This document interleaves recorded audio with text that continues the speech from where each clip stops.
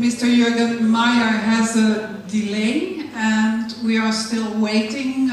He apparently is very close by, so I'll kindly ask you to wait for 5 more minutes to start with the lecture.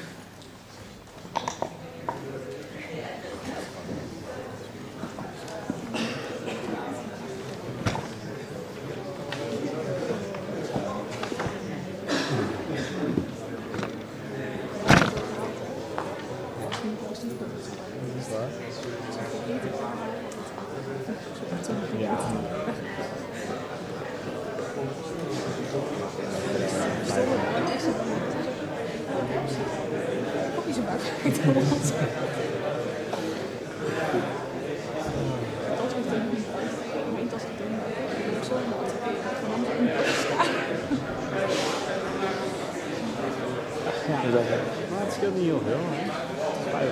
We zouden eigenlijk tot mijn 39 aanbrengen. Ik vind dat ik hartstikke Ja, dat is wel opzet. Echt? Die is niet bastard.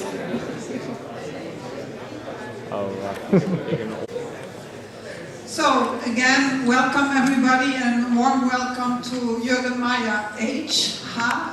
Herman, who made it after all the delays with the airplane and then the huge queues on the highways that we always have in Holland. And I'm very proud that he's here. Tonight we have our 17th lecture, Making Architecture.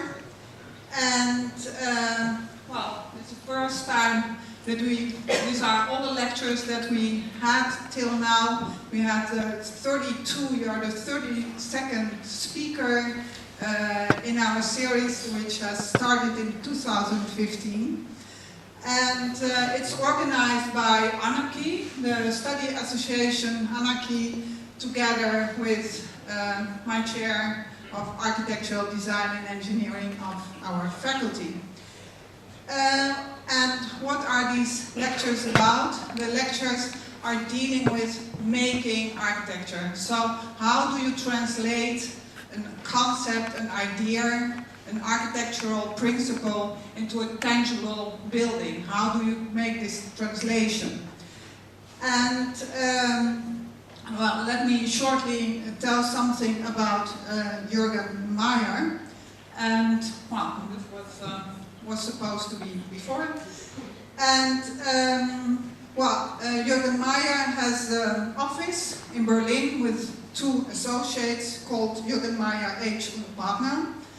And what's very interesting is that they are really working on this intersection of art, sculpture, architecture, and all kind of new technologies. Of course, something that is very actual also within our chair, and with all the new technologies and architecture we are looking at on the moment, like bio-based materials and 3D printing, and so I think it's a very actual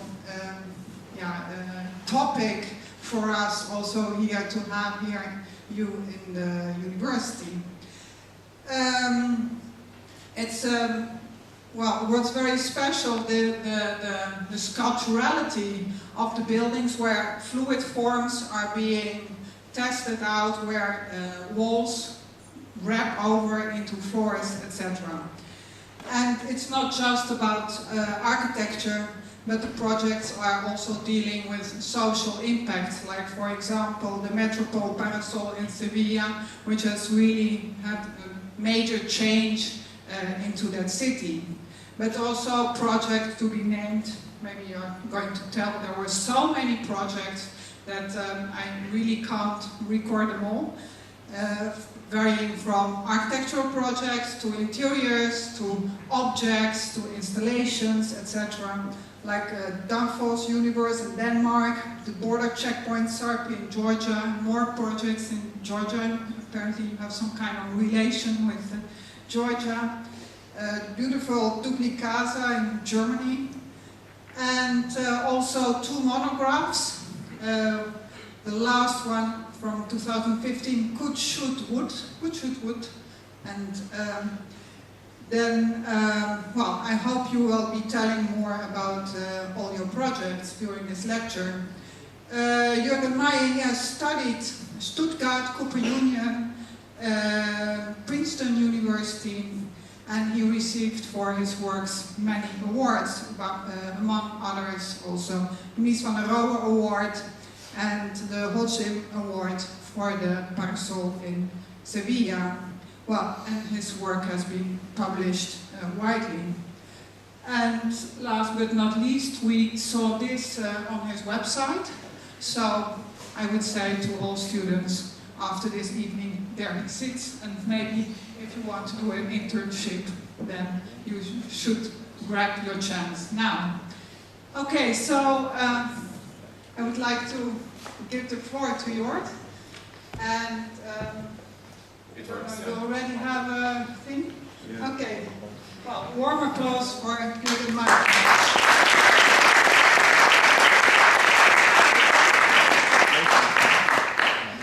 Well, thank you so much for the invitation, and I will talk about infrastructure projects. I'm kind of a victim of traveling infrastructure. I'm also still having my travel outfit on. It's amazing to be here finally, and also thanks to Thorsten to reach out to me to invite me to give a talk. We know each other for almost, I don't know, 25 years, something like that. It doesn't show, of course. And it's also great to see him again. I will show work from very small to very large scale. Also what we are interested in is pushing the limits of the discipline, which also means using technology, seeing how construction changes and what kind of structural solutions help us to find new spaces, architectural languages that talk about our time now. And there will be a main focus on issues of public space and privacy, but also questions of infrastructural projects. So it's a lecture with a lot of images, and it starts with a very specific maybe obsession or interest, which goes now parallel to the, basically since I started thinking about architecture, which is the idea of the surface and what that means as a starting point for developing architecture and space. And the surface is something that talks about haptic qualities, of course it's colors, but it's basically the envelope of our built environment, of the places where we meet, where we work, where we live.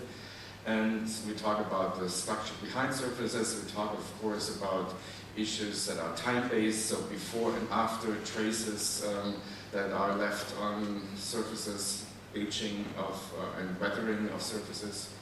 So it's all of that that might become a starting point to see how we can develop our architectural language, if you like.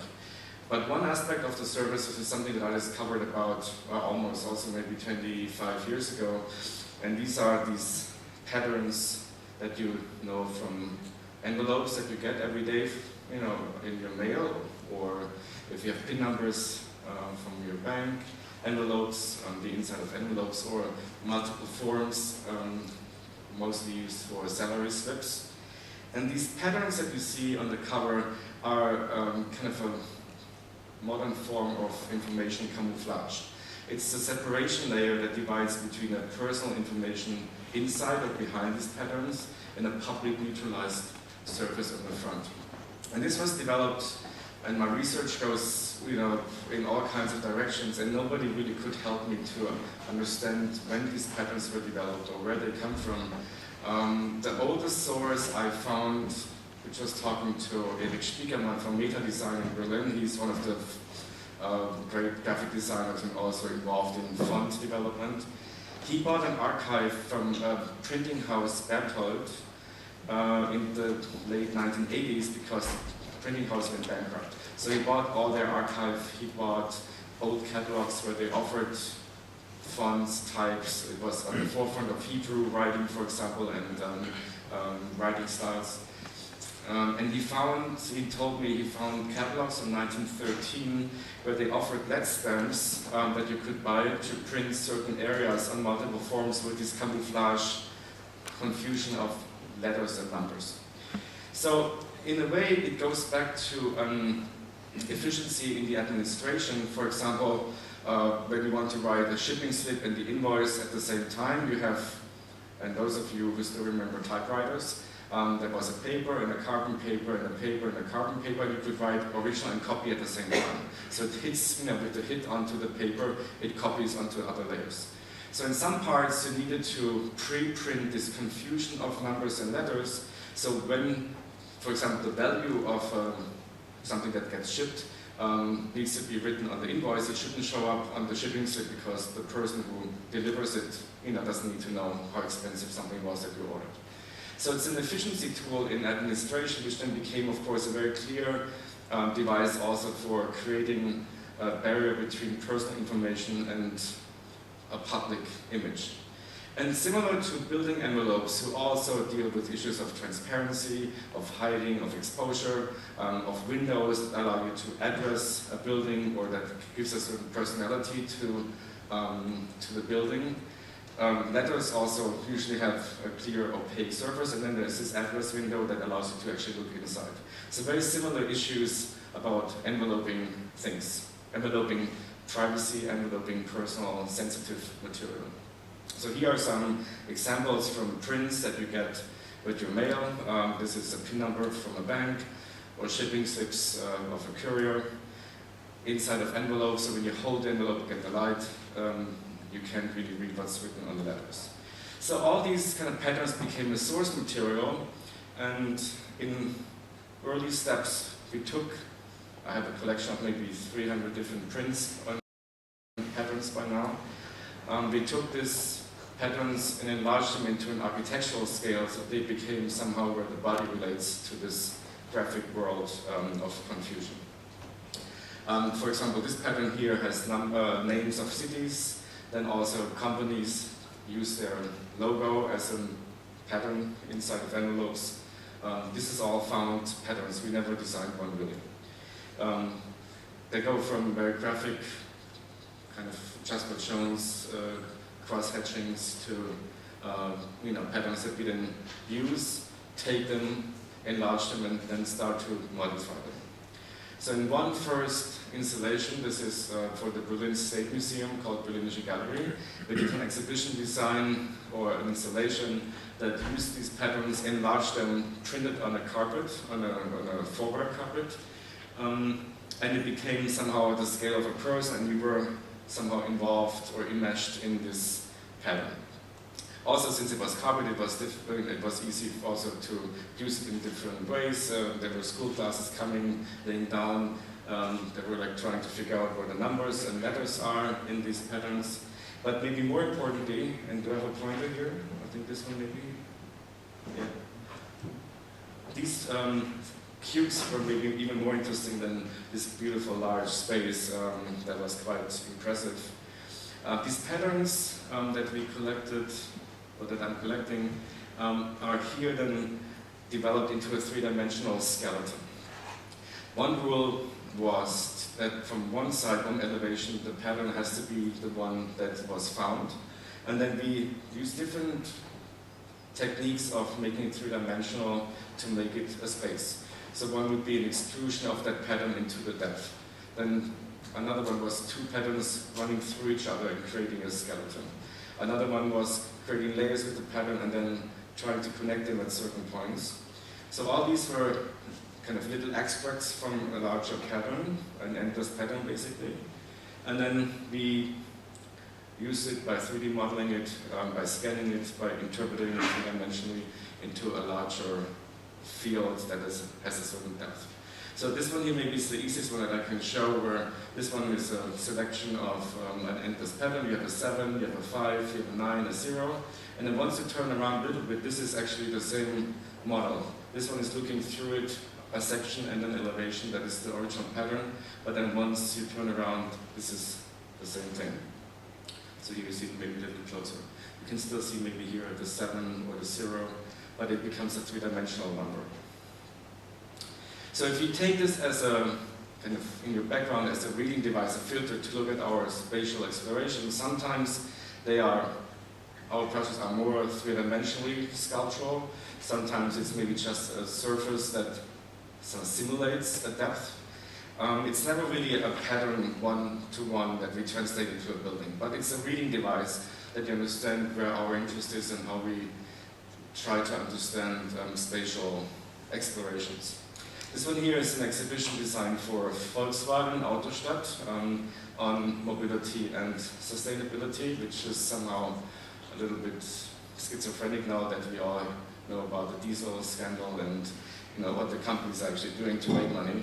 In this case, it was about how issues of mobility and sustainability relate to each other. And our exhibition concept came by rethinking the idea of a very simplistic understanding of recycling. This is basically the first time I remember that sustainability became part of our lives. It was about bringing back the plastic bottles, or like the glass bottles at that point.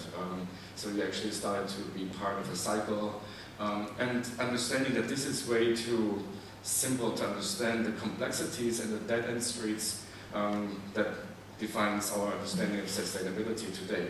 Also, every day we learn something else. So if biodiesel was great 5 years ago, a year later it was already bad because it produced 4 times more carbon dioxide.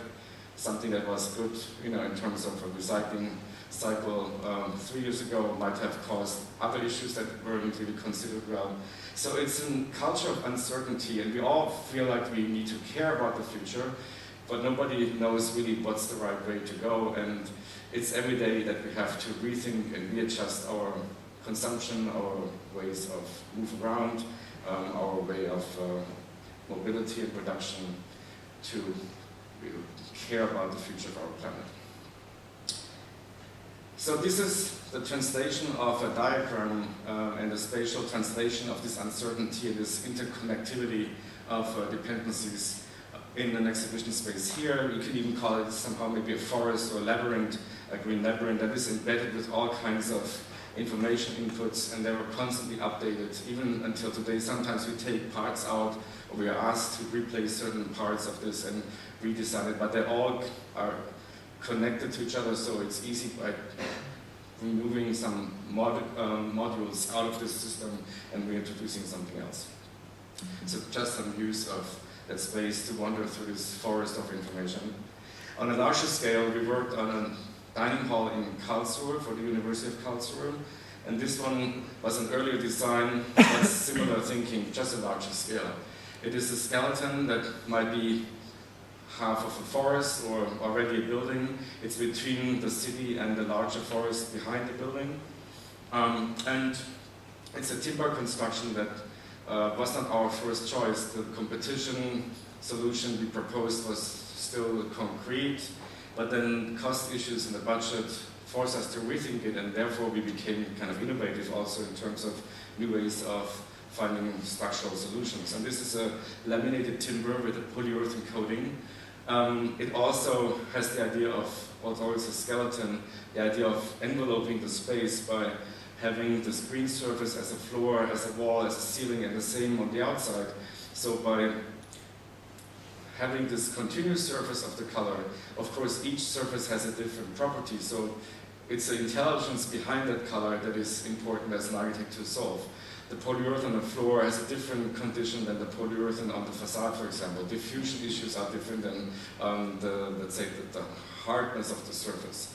Also, by having this skin wrapping around the building, we don't need certain elements that are usually, let's say, considered for granted. For example, a metal flushing up here to prevent the water from running down, because here it's a surface that wraps around. So by erasing these kind of details in the construction, we were even confronted after we took these pictures of the finished building and published them. People said, oh, it looks great as a rendering, but that's great how it looks when it's built. So issues that are, for example, this one where you can sit down, usually you'd choose a different materiality on this surface, because here the rain hits the building, and then here it's just a facade. So by taking everything away that are usually expected as conventional buildings, or detailing of a building makes a certain alienation or a strangeness factor that I think you can feel when you look at the building. Also, it kind of takes the scale away of a project. And then by pushing this even larger, this is in Hasselt, not too far from here.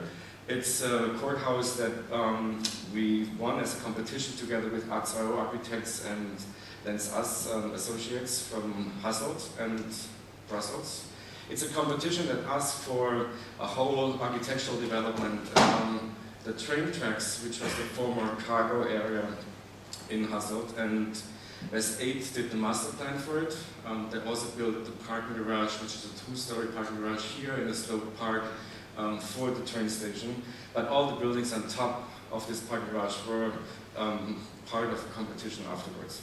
So Zwar Gernsla won one section of the competition, which is here, and I don't know if it's already built. These are old diagrams here. And ours was that part here, which became the courthouse of Limburg.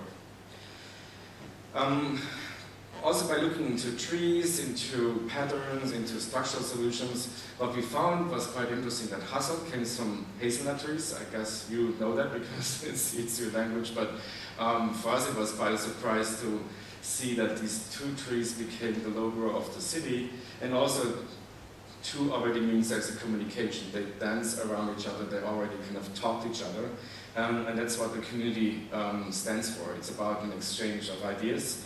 And the courthouse usually is about exchanges of value, exchanges of judging about right and wrong, or about justice and non-justice. What's interesting also when you look at the city and the skyline, this is what we discovered in the competition, there are always 2 high points from important moments of the history of the city.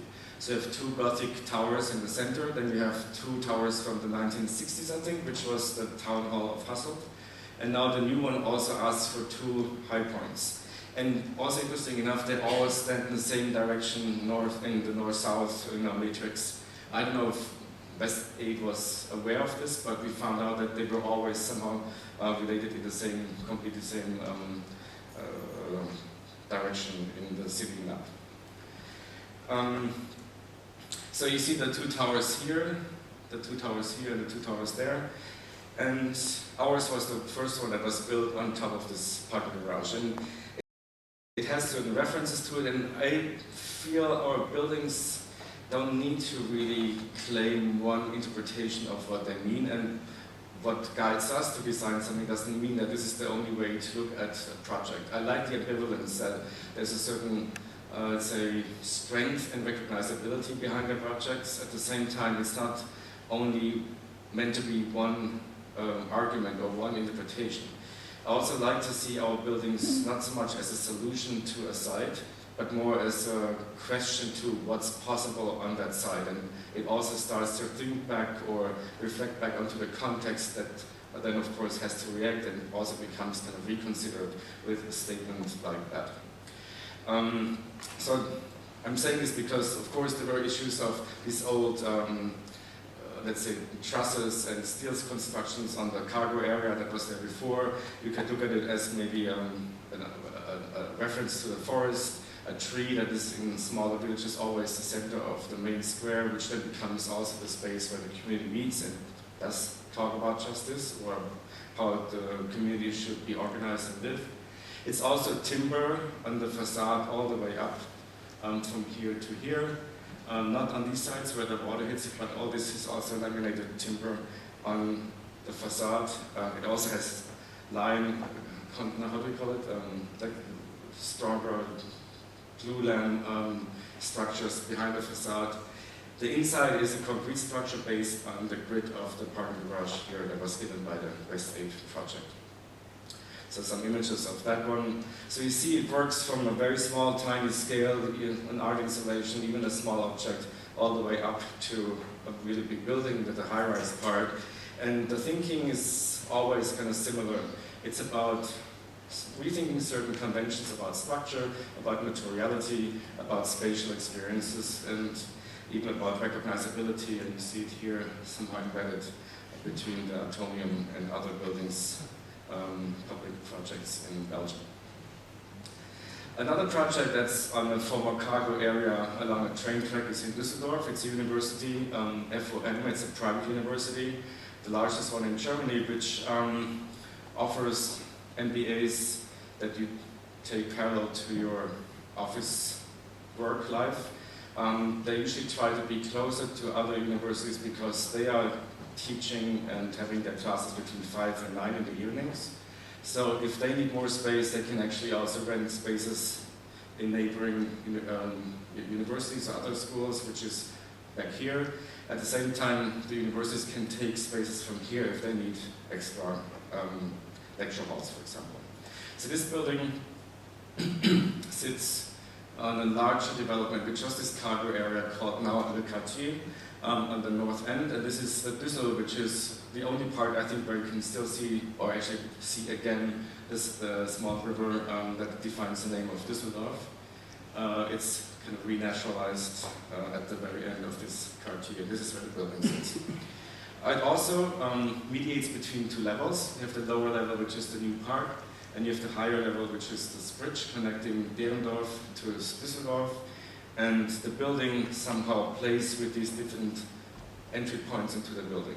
Also, since we wanted to create more space in the interior, the client liked the idea, we reduced or made the stairs smaller than what we needed for a meeting building, a building with Versammlungsstätten, I don't know how it's in English, lecture halls. So if we would need this kind of space for circulation, by reducing it, we had to push certain areas out, either by having stairs on the outside or having waiting areas on the outside until the fire brigade would come and pick people up inside, waiting, if there's a fire.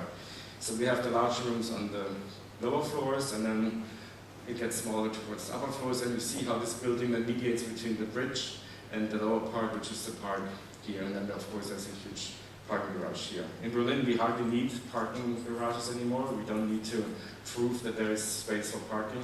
In Düsseldorf, completely different regulations. Even now, we had to build all these amounts of parking. They are hardly used because people come either by train or by bikes. Of course, some come by bicycle, and they're actually closing half of the parking garage, but we had to build it because of the laws that the requirements by the numbers of students and what they think is necessary for providing parking spaces. What you see here is this relationship between the upper level of the bridge and coming down to the main entrance. There's a smaller entrance here. There's also one for the offices that are rented out on the top until the university might need these spaces as well and they can expand to the top. So you see the same here, escape stairs on the outside and some waiting areas on the facade. And this kind of defines this regulation or this kind of trick of dealing with circulation, waiting areas, and fire issues, and became the design guidelines for the building. Inside the main hall that runs through 4 stories, which also then has certain communication areas, parts where you can sit, elevated desks, so it also becomes a circulation and a working space. And then on the inside you have the teaching classes, auditoriums, and a view again from the bridge down onto that new park. A view across the city, and some close-ups of the facade.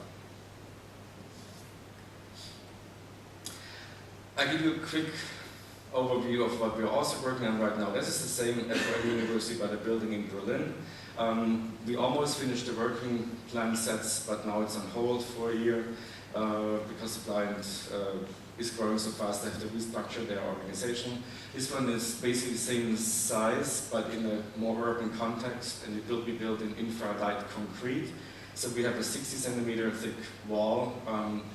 The lower part is light concrete, the upper part is infra-light concrete. You can go all the way, more than 3 stories with infra-light, but it means that you have pebbles of adobe foam, or then on the upper part, pebbles of glass foam that actually take over the insulation of the wall. So we have a fossil-free, no styrofoam or anything on the facade, a fossil-free concrete wall, and that is an interesting aspect also of sustainable construction, not yet really conform with the building codes in Germany. So if you build with these materials, you always have to get special approval, which we got for this building. Now, because the building boom happens, also there's difficulties to find concrete companies who want to build it, because it's so much easier to make money now with standard construction. And this is, of course, another challenge, but also, of course, pushes the knowledge of building technologies in the building industry as much as also for us as architects. It's not the first building, of course, built with this. There are a couple of Swiss projects, and also in Austria there's some buildings. Stuttgart, I think, has a single-family house built with that. But it's still not really kind of common, and it might mean also you have thicker walls, so you lose some space. On the other hand, you have other aspects of building biology that's interesting when you want to build something like that. This is a high-rise in Düsseldorf. The concrete work is done. Now we're working on the facade. We are up to here almost with the facade, so this should be finished by later this year, early next year. It's doctor's offices on the ground floor and apartments on the top floor. Now it looks like this all becomes a boarding house with a public, semi-public space on the top. So still, even if the building was running through all kinds of programs, once we researched this to be all of a hospital, because the hospital is here and they wanted to move the hospital here, build something new here. Then it was apartments, and it was tiny apartments, now it's a boarding house. They wanted to add more doctor's offices here, so it's still, building and design today needs to be flexible on each level. Even if the concrete work is done, doesn't mean it's a finished project. You always have to be ready to adjust your design up to what the market asks you, what the client wants you to do, what interest or let's say what kind of offers he gets for a building or she gets for a building. So this is quite interesting. The larger the projects become, that's what we are facing and challenging. So maybe it's even more important that the building remains a certain integrity and a certain, let's say, personality, while it has to be flexible to adjust to all kinds of other issues inside. This is the building which now we're up to here with the concrete work. This is maybe one of the fastest projects we ever built. We won a competition a year ago, and it has to be done by next year in March because this software company grows very fast, and they also get European money that supports economic developments in areas of Germany which are quite less populated, and this one is between Nuremberg and Prague, so on the border to Slovakia, to Czech Republic. And this will be a concrete building with also a timber facade on the outside. We won a competition a year ago for a virtual reality creative hub in Potsdam. It has a train repair station from the 19th century.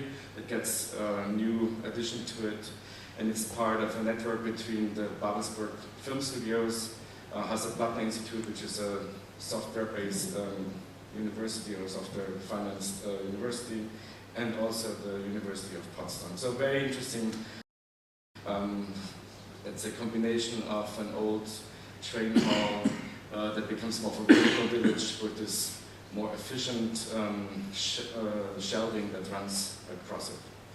This one we started construction, which was a shopping mall and now became an office building. Again, you see how flexible you have to be with the program, and the idea of program-defined space or architecture is not really something that we experience as, let's say, a sustainable idea. On the other hand, it was a design concept, and this should be maybe a different lecture, where the boxes ask basically for different atmosphere and brand environments in the shopping mall.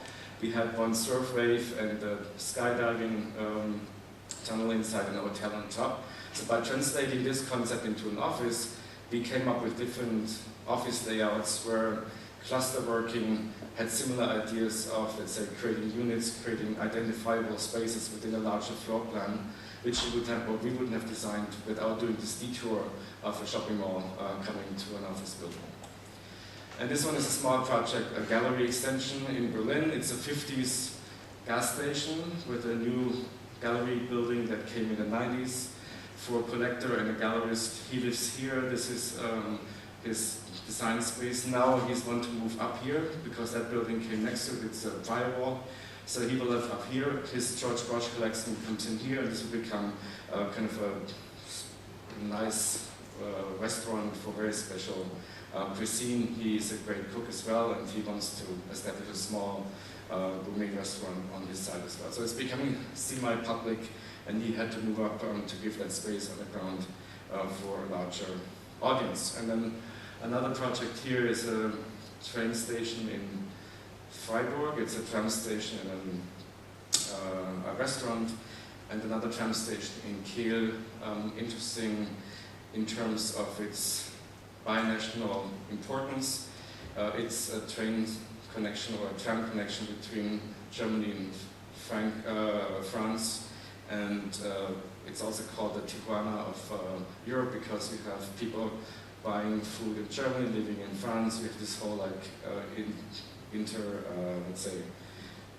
inter-commercial exchange, and the politicians meet in Salzburg, they live in Kiel, so it's this whole border crossing culture that is established, and Kiel just opened their part with ours as the last stop to enter into Germany. So this was a little overview of what we are busy with right now, but to go closer into how we establish a certain, let's say, trial and error with our architecture, where we find specific solutions for, let's say, also a program that we haven't really done before. Working in Georgia was a great opportunity because it came really as a surprise out of nowhere. We got a call. I really didn't take it serious because it just sounded a little unusual. But it happened to be a really fantastic collaboration for many years. We were asked to look at a specific site in Tbilisi, basically in reference to our project in Sevilla, which I'll show in the end. This project did not happen. Somebody else, Fuxas, built an art space and a gallery and a performance center, which still hasn't opened yet, but he came up with a design that was favored. But the beginning of this collaboration started with, well, you should look at this site, but also we have a lot of gas stations along the highway to be built. Would you also be interested in highways and rest stops and gas stations? And I was a little hesitant at that point because I felt that these in Germany gas stations are not really a sexy architectural program. But it turned out to be a fantastic new challenge because for Saakashvili, who was the president at that time, Georgia needed to show their architectural, let's say, expertise and also their architectural heritage on all levels. So from rest stops to border stations to airports to small town halls, all of it was considered to be part of the architecture. Also, since for many people Georgia is a transit country, so you come from Turkey and you drive to Azerbaijan, and a lot of people just see by passing through this very small country. It's as big as Bavaria, 3.5 million people. So all the blue dots that you see here are projects by us or potential projects by us, buildings. So we started being interested in this cultural space and park in Tbilisi, which did not happen, but then other projects happened out of that. And this is the highway. At that point, when I started going there, the highway was built up to here. It took 6 hours to get here to Batumi. The idea with the highway is in 2.5 to 3 hours. So a lot of infrastructure had to be built on a very fast speed. I compare it, and of course I haven't lived at that time, but post-war Germany needed a lot of infrastructure, bus stations, airports, everything kind of had to be rebuilt. And even if they get destroyed 20, 30 years later, there were moments, to accelerate the country and the development. And this is what happened about 8 to 10 years ago in Georgia. So I think we were asked to design about 42 different projects, and they were always approved, and sometimes you never hear again. And then some other times you have to deliver all the drawings within 2 or 3 weeks. So it was a very unpredictable process and extremely interesting and challenging. So I'm showing you a couple of these projects that we built. One of them is a train station, and maybe I'll jump back quickly. It's here in Ahakalaki. It's a train that runs from Turkey all the way to Azerbaijan and then to Russia. And this is an international train station in the middle of nowhere. The train tracks are changing from the European system to the Russian system. People have to get out and get in, to have customs, everything, and it sits there somewhere in the middle of nowhere, but is in a very important connection between Turkey and beyond towards the east. Then this one here is one of the gas stations and rest stops. At that time also, there weren't any supermarkets in Georgia. All you could buy is on farmers markets, on very small, tiny kiosks along the streets. So these rest stops introduced not just gas, but they also brought in something that we all take for granted, which is a supermarket with fresh food, international products, and so forth. But also it had still farmers market areas here, or arts and crafts markets, as well as cultural spaces to understand more of the culture around that area where it was built. And even in some parts where there was no highway yet, they would build these buildings because they would bring everyday infrastructure to these sites, until then, of course, the highway comes at some point. So this was one, and this is the gas station that is on the same side. Across on the other side of the highway was this one here, so it's somehow a family of objects. We are already building two similar ones in Kutaisi, which is another 1.5 hours by car towards the Black Sea. And there were other ones also built. But when we got here to the opening of this one, and this is in Gori, we were also told that about 2 or 3 couples already asked if they could have their festivities after the wedding in the gas station. That's a great honor, and you can imagine how much urgency there is to create something new, to give spaces, to the public, because the Gori at that time was a very run-down city. There was not much except that it was Stalin's birthplace. And this one here is the border station that we heard earlier between Georgia and Turkey. And this is really an interesting idea. Of course, we all are used that there are no borders within Europe anymore. Sometimes with the refugee crisis, it was brought back to our consciousness. In this case, it's a building that really is not a division between two countries to create a border, but it's more considered as a meeting place for both. So by creating all these pockets and these terraces and these extra spaces on top of the checkpoints, it's a place where it can be conference rooms. It's like a conference hotel next to an airport. There are terraces, of course, you go for shopping. You can actually swim, and there's a big popular beach all the way until the border. So this is Georgia, this is Turkey, and this also becomes more steep, so you can't really swim there anymore. But it's really a place, a meeting place, rather than a separation that is loaded with, let's say, protection and danger, and you don't really know what you're allowed to do and whatnot. This is the checkpoints. These are conference rooms that you can meet, terraces to overlook. So you can meet it for family parties, for business conferences, etc. This is a view from one of the conference rooms out onto the Black Sea. And I hardly know a country that really celebrates the welcoming or saying goodbye of their visitors in such a way. And maybe one of the most beautiful sites where we were able to build. So this is a view at night. And another one, very special project, and this is actually the fastest project we ever did. We got a call in the beginning of August, about, I think this was 2010. We had one night to design. And I was in Venice for the architecture biennale, so we didn't really have time. I made a sketch, I sent it to the office, they worked that night, we sent it the next day, and it was approved a couple of hours later. It's an airport, 280 square meters big, in Mestia, which is in Svanetija. It's the high Caucasian mountains.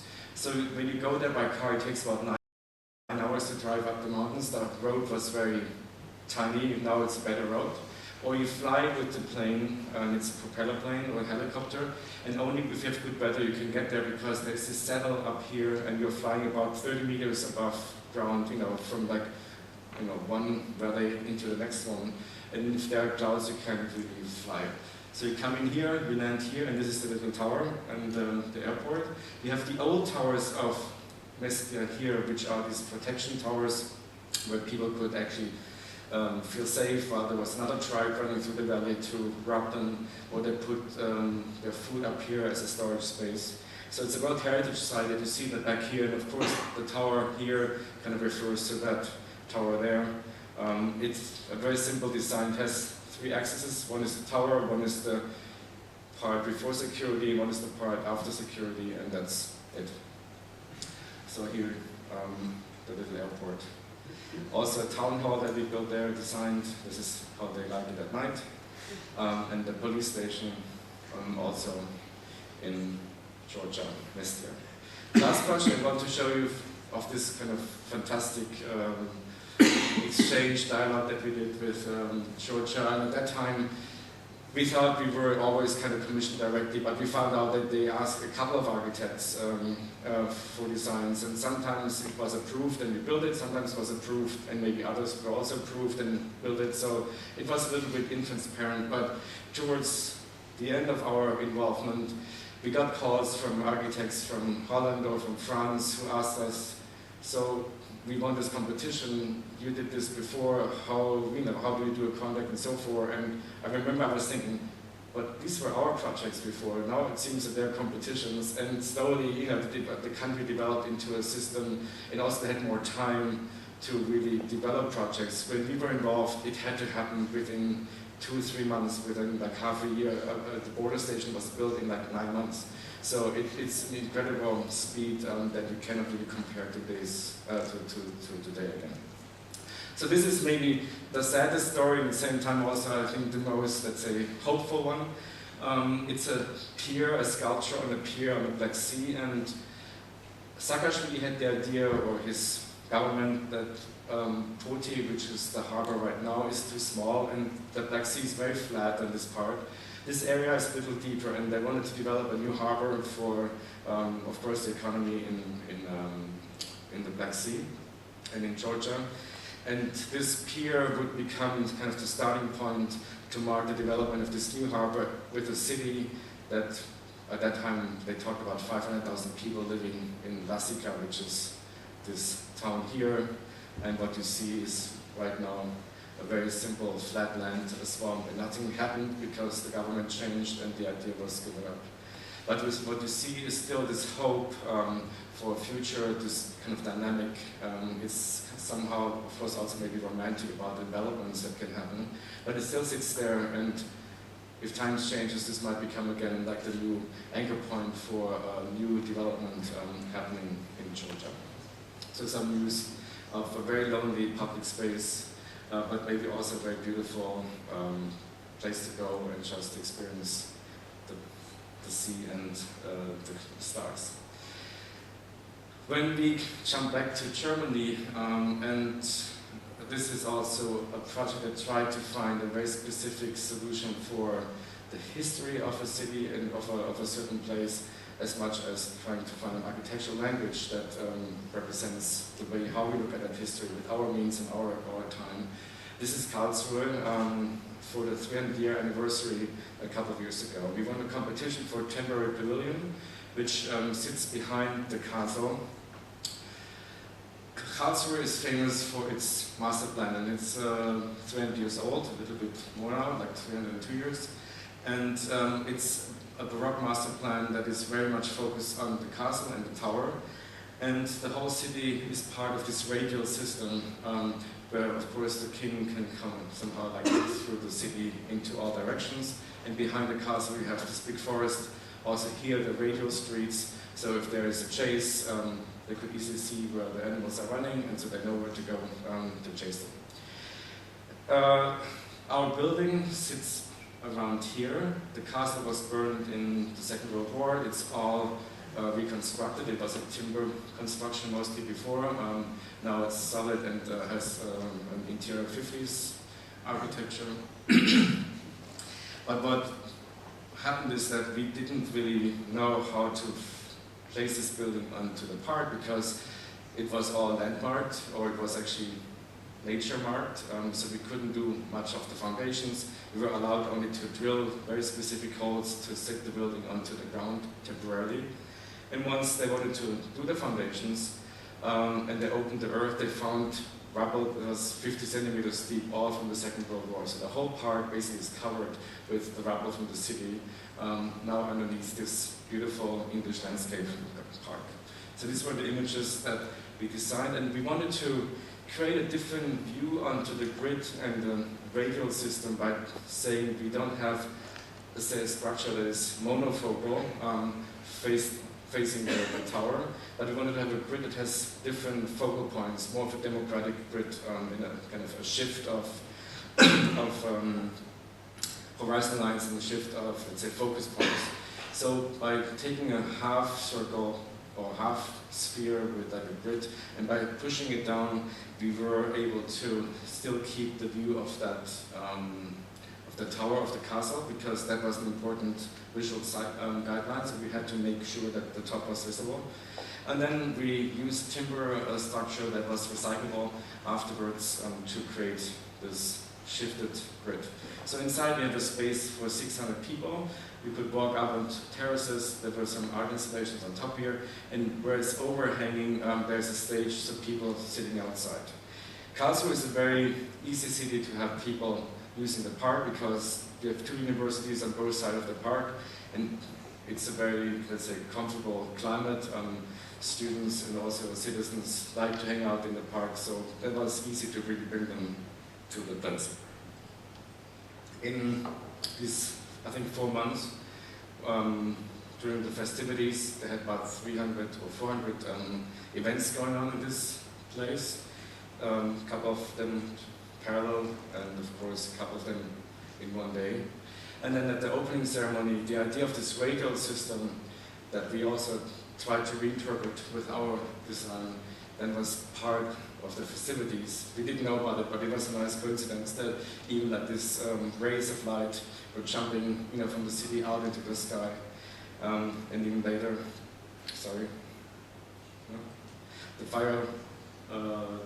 the fireworks take the same idea. So the idea of this radial rays goes really again from all scales, the urban planning to the design of the pavilion, even into the Inszenierung, the scenography of the festivities of the opening day.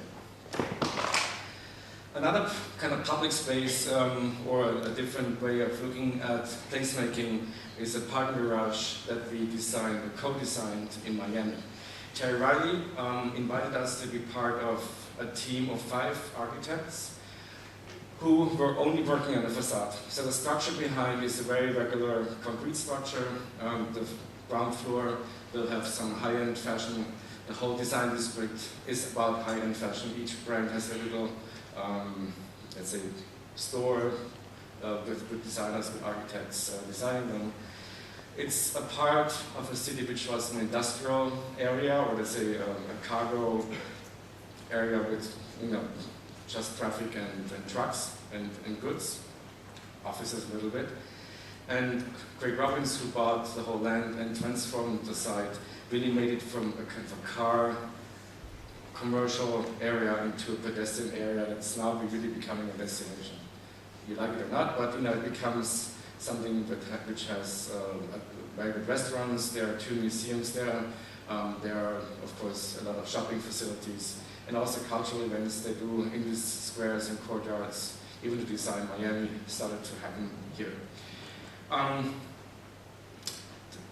His concept was to create a larger structure in smaller units, and that's why they asked 5 architects to join them.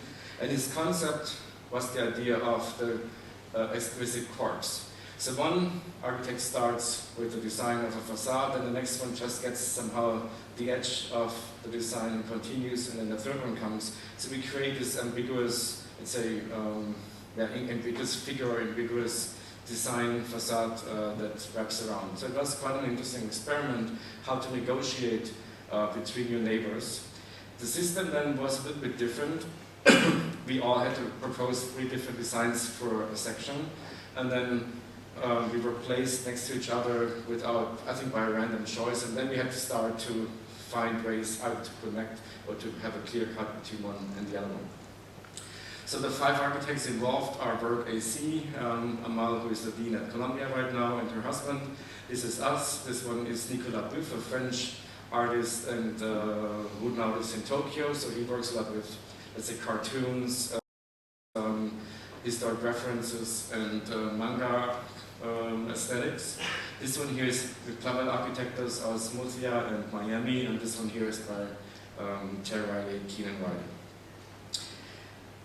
the beginning called the building a collage garage, and I still think this is the great and the right name for it.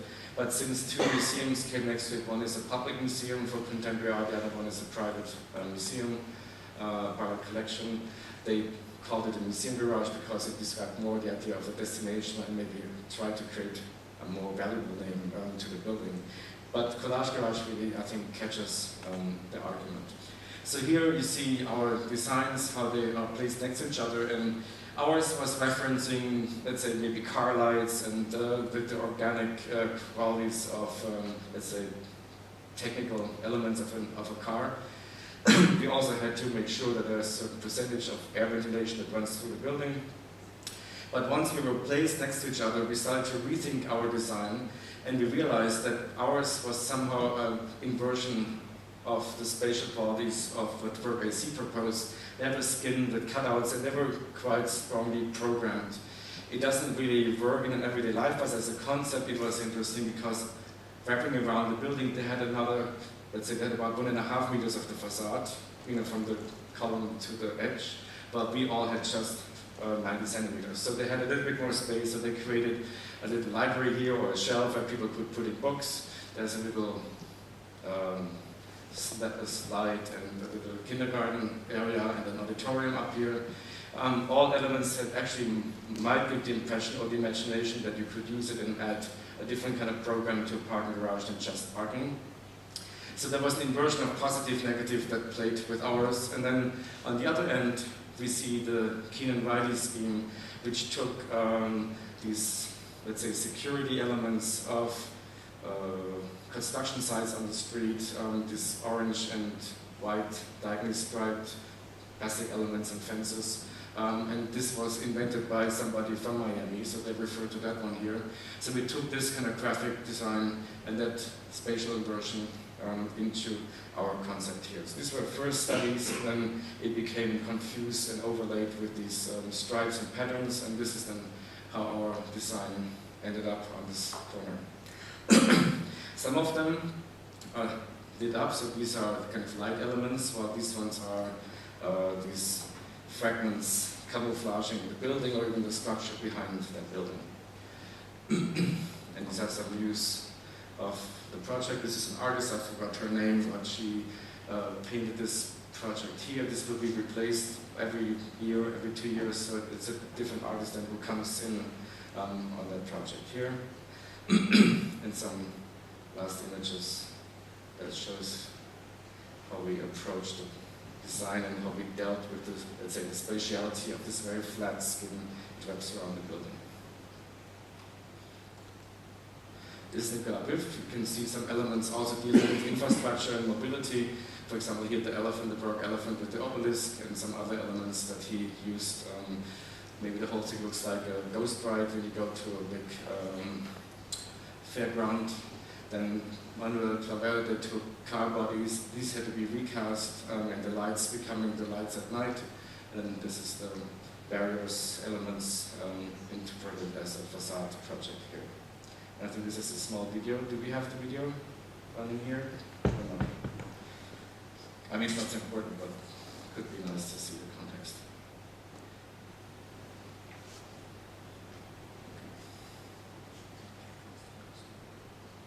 Or you can just wait. It's not very long.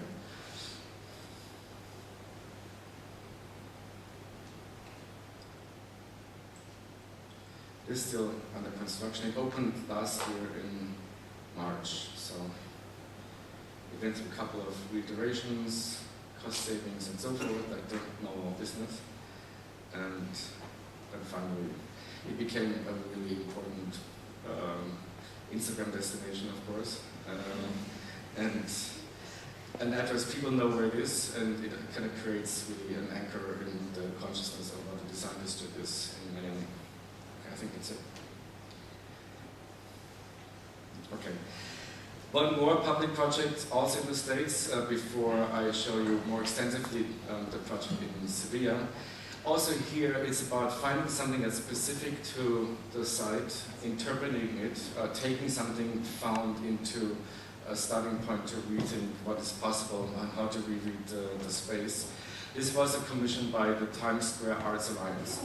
It's an organization, non-profit, who runs the Times Square programming. So they do silent operas, they invite artists to do installations, they have performances, even like sports events. They actually run cultural videos onto the screens, if that's possible financially. So we were asked to rethink the spatial qualities of Times Square. And one aspect was to also consider this was an aspect that became interesting for us, how media is part of our everyday life and also the experience of the space that we use.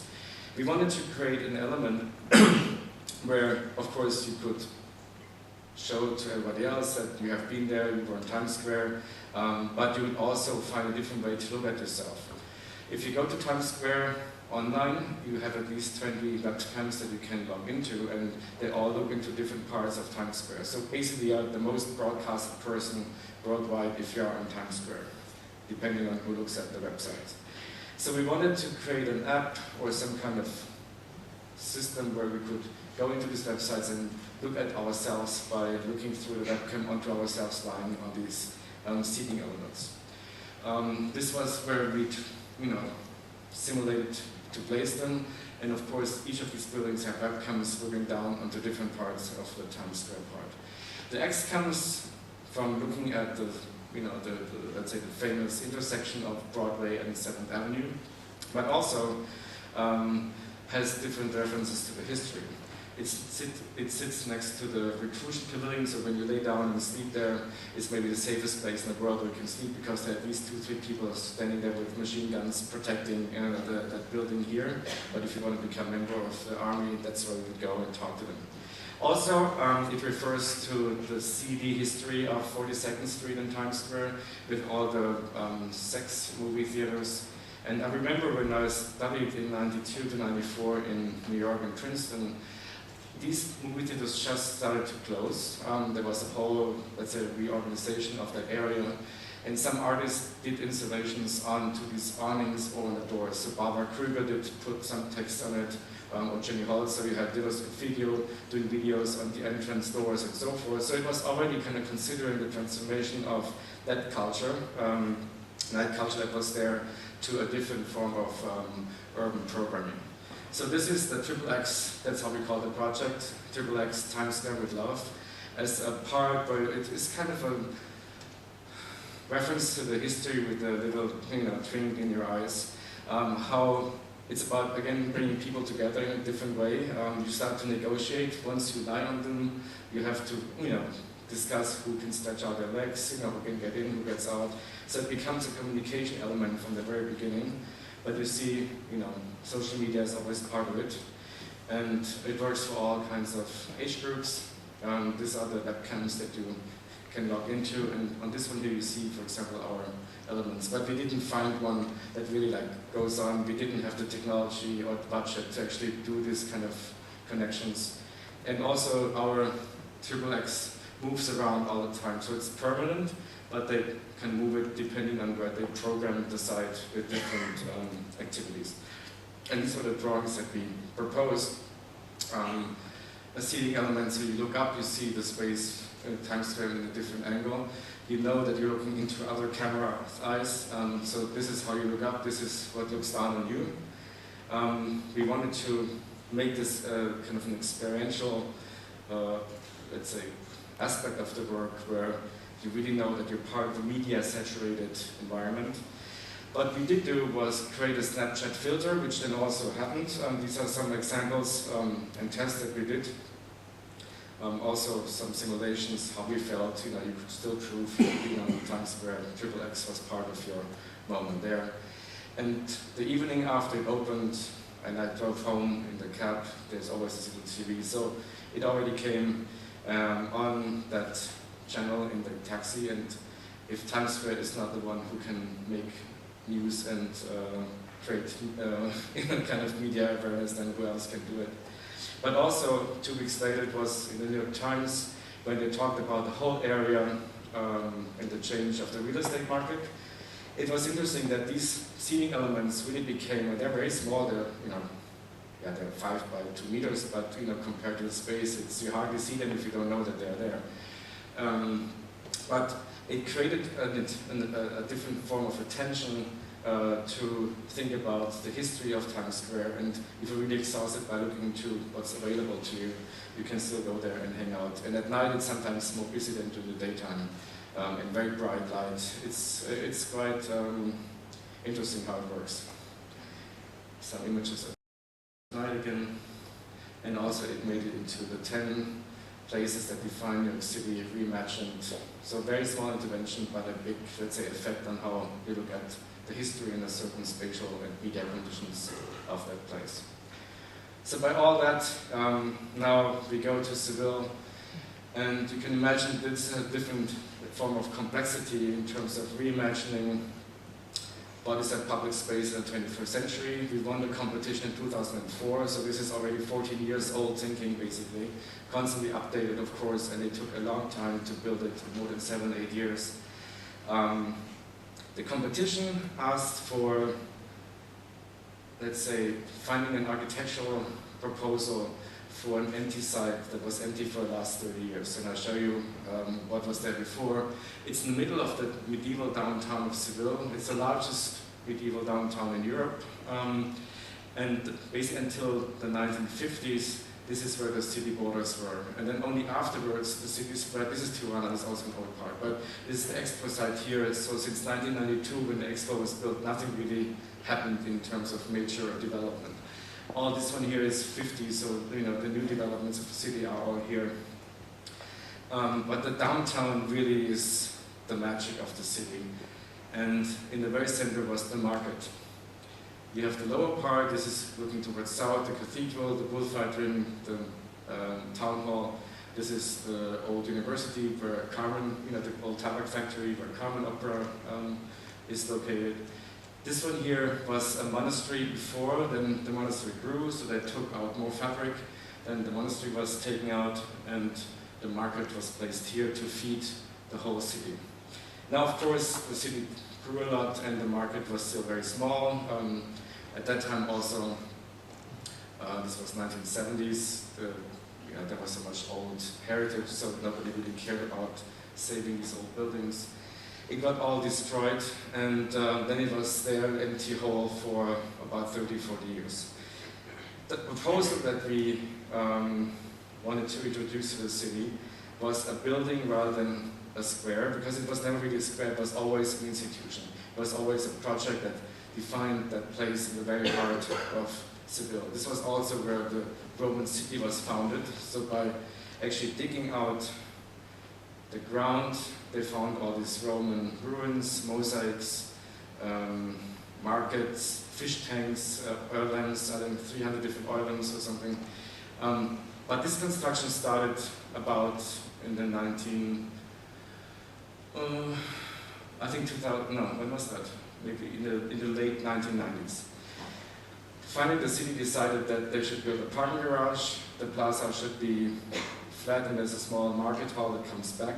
And after taking the earth out 6 meters deep, there was all this heritage, and at that time already the thinking changed that cars in historic town centers were not really the future. A parking garage, therefore, maybe not necessary, and this window into the history of the city was more important than the cars. This was the market before, so it was somehow a city within the city with a wall around it. This lower part was taken down in the 50s to create a bus endpoint to bring public infrastructure or transportation into the city center. This one here was then taken down in the 1970s. And this is how it looked, quite beautiful, but also somehow, at least was described as not stable enough, and it had to be taken down, or today I think you would do everything to save it. Also, the city around it has a very heterogeneous architecture because they were never built as plaza facades, or maybe only some of them. They were small alleys, and do you take out the fabric across the alley or the street from you, and all of a sudden you become a facade for a plaza. So it has a very interesting kind of nervous scale and structure around that open public space right now. So this was the situation for about 30 years, from 1970 to almost like 2000, I don't know, around 2000, when they started to dig out the hole to create a parking garage. This was a temporary parking. And also the city, in the lower part, the southern part that I showed you earlier in the picture, is the part that was really well developed. All the shopping was there, all the major institutions. North of that site, it was a little shady, not really dangerous, but also not really the place here where you go. Now, after this project was introduced, the northern part developed. It's called Soho of Sevilla. We have a lot of new cafes, bars, restaurants, shops. So it really bridged that development from the southern part into the northern part of the city. We looked at different proposals, and the competition was quite open. They said we need to rethink the idea of urban space in the 21st century. Of course, some market had to be brought back. The rest was somehow very open. There were 10 proposals that were selected in the first phase, and they were all completely different. There was a huge park, like a little jungle. There was a Salle de Pompidou. There was a public flat plaza, minimalist with 3 high-rises. That was ours. There was a fun palace. There was kind of a triangular deconstructive building on it.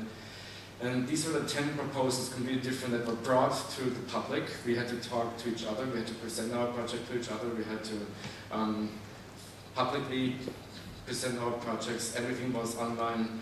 And the city then, everybody could start to discuss the projects on all levels. And in the second phase, we could very carefully look at what the comments were, and we had to adjust some of our programming. And then there was a second presentation, and ours was most enthusiastically discussed online and also within the city and the media. So the city also felt once they would maybe give us the first prize and make us the winning scheme, there was also support within the citizens of Seville to make it happen.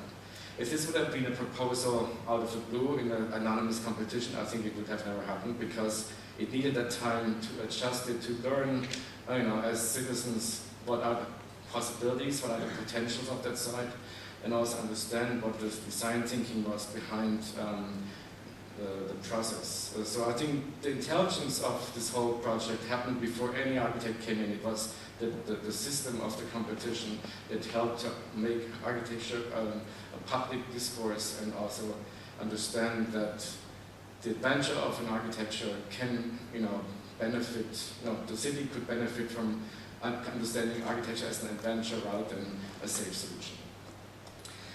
So some of the concepts, it's difficult to see it here, but the roof was the very beginning, because I remember I was in Seville in 1992 with my parents for the Road Expo, and it was really hot, and shadow was the greatest gift that you could get being outside.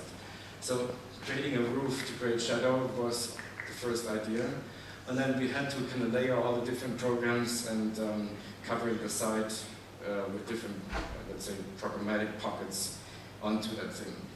After we created different, let's say, possibilities for the roof geometry, we had to bring down the loads to very selected sites where the archaeologists would allow us to bring in foundations. And that's how these parasols, or these mushrooms, as it's called now within Seville, how these setas were developed. An idea of shading and the structural concentration on very specific points. There are some references that were important to us to explain to us why it makes sense there, but also to argue it to the larger public, why it's specifically designed and has some references within the city. So this is a plaza just 200 meters away, where these huge trees have somehow a similar, let's say, spatial equivalent to our proposal. Or the undulated stone roof of the cathedral, which is this beautiful, curvy carpet flying above the city on a similar height at our roof. And when you're inside, you see the structure as the space-defining element. So when this structure sits on the side, we have these different layers. We started with the roof, we took down the loads into the foundation, and then we layered the program up. So this is archaeology, we had to keep that. Then the food market is on the ground floor, some restaurants and shops, and then an elevated plaza as a roof to that food market, which then also offers another level of public space. In Germany, we were always trained public space on a high level doesn't work. It has similar problems also in Seville. Once they had like 2-3 bars up here, it was always busy. Now the bars didn't have a commission, basically. They had to be gone, taken away. Now it's a little bit more empty during the daytime. In the evenings after 6, also depending on the climate, it's full of kids playing football or skateboarding, or even ballet classes are here, or there's a small playground for parents hanging out. So what happens with this spatial composition of the plaza is that we have all these different pockets around. So there's a little pocket here, there's another pocket here, there's one here, and they all have their own little kind of microclimate, programmatically or in a communal way. We have an elevated plaza which is busy more in the evenings, while the restaurants work in the mornings and at night. The market only is open from like 7 till 1 or 2. Then of course you can go up onto the upper part. There's a panoramic view that's open till midnight. So it's kind of active in different parts of that structure at different times of the day. It's also programmed, and this also depends of course on the quality of the organization. There are different Christmas markets and sports events and theaters and let's say religious processions and so forth. So it needs as curated as, you know, it's carefully designed to make that part of a lively, you know, part of town. Once we designed it, we had of course also make sure that we can build it, and this was a process we did with Arab engineers and then also Forest Merck, which was the timber construction company, to help us make the design into a built proposal. And this was another challenge because the project is interesting because it's a timber project and it has a polyurethane coating, so that's one important aspect in terms of its structural development. And I showed you the dining hall before, this green building. This is where we learned about the technology. That's why we had it at hand to compare it with steel construction, timber with polyurethane coating, without coating, even glass fiber reinforced concrete. So we looked into different ways to construct it, but the timber was always the one who won this process in terms of cost development, sound pollution,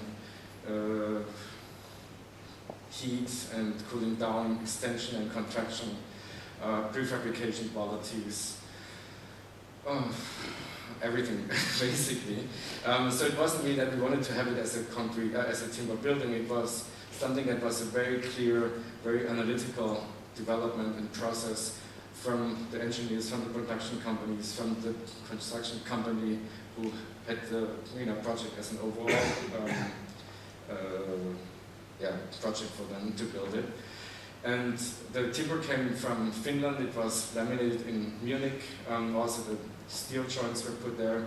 It was shipped to Seville, coated outside of Seville with the polyurethane coating, brought on the site, assembled with all these steel joints put together. And there are 2 concrete cores because of fire issues and earthquake issues. That's where the elevators are placed in. So we have these 2, but all the rest of the structure, except for the lower spans across the archaeology, is made with this laminated timber. There's also a change in the structural system. So here you have these metal shoes that are putting these together, but once you have the cantilever in a horizontal level, we had to develop a different joint system, which is the other innovation that maybe is even more important than the timber with glue. It's actually with the polyurethane coating. It's actually a steel detail that is glued into the timber with like metal forks that are anchored inside the timber to translate the forces from one element to the other. The timber, just by screwing it together, would be too soft to really take the load, so it had to be distributed deep into the timber to connect it from one to the other. And that timber glue was only developed a couple years earlier by the Fraunhofer Institute in Germany. So what you see here are these steel joints that are then always glued back into the timber with steel rods, drilled holes, timber that had to be, that still needs to perform in case of fire or if the summer really heats it up a lot. So The performance temperature of the glue was 70 degrees. It had to be tempered in a chamber up to 80 degrees. So tests show that we are safe at least for the next 100 years of climate change, and then we'll see where we are in terms of temperatures. When you look at it from the sky, it's a very kind of transparent building. It's all open, it's a grid that you can look through, and only that part, where we have also rooms upstairs, a meeting room and a cafe, has a roof that's covered. And some views on how it then really sits in the building, some pictures that we took right after the opening, and shadow, as you can see here, was the first idea, and it's still a very present moment and element for the project. This is around noon, where the grid really is projected down onto the plaza. And a couple of hours later, it might look like this, where the grid turns into like these swoops, and also it projects against its own geometry and elements, or it takes the walkways down onto the ground.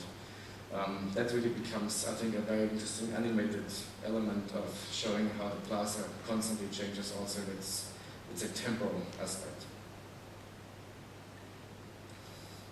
Some views on from the street view on the elevated plaza. And then when you go up onto the roof, that's how you can walk on top of it.